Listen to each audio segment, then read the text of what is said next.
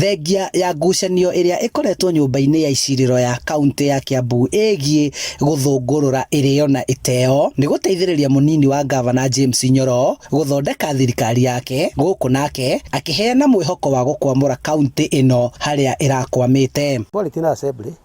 wona marora finance bill ino na mathie public participation ya kinya handu riu ha ku implementwo ni tuguthondeka task force thini wa watho ni akiri maundu maria meritwo atinye tangika na maria angika kuguo uthiwa na mbere ucio no mwakothi na mbere. Miaho ya MCAs na njatukano iria yariho igie kuruirira gavana mumbanire wa Waititu Baba yao ikionekana kuhorera, na riu MCA aya makiguithania kurutithania wira na guthurima kigina kia muingi na gutigirira wira ni warutwo. Twenda assembly iko independent tongeririkana ithu niko twathia igoti-ini ni uko tutari independent ithu andu 10 ni undu woguo riu ni turona environment njega tondu executive ni atwikatia ni atuthikiriria. Mawatho maria bunge ino yatungite na makahitukio nimo macungiriire aikari kung'ethanira na thirikari igoti-ini, no MCAs magitikiranira na munyinyi wa gavana kweheria macira maya mothe igoti-ini na marore mawatho maya keri. Kwari na bara nene muno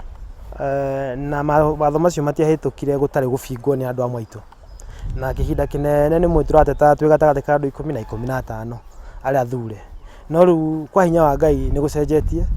na andu aingi itu guku ni mahingukite maitho riu twi makiria ma andu 70 aria marona kwari mahitia kuona hindi yo twetikiirie guoya ni kuhotwo twahotirwo tubingite mawatho macio. Mitaratara iria igathikitwo ikiheana mwihoko wa Kiambu gucoka reri-ini na muingi kwihoka ati mugithi uyu wa kura ni ukuhota gukururia makumbi mothe na ukinye giceceni. Handu-ini ha Inooro TV kuma kaunti-ini ya Kiambu, njitagwo Charles Gikunga wa Kariuki.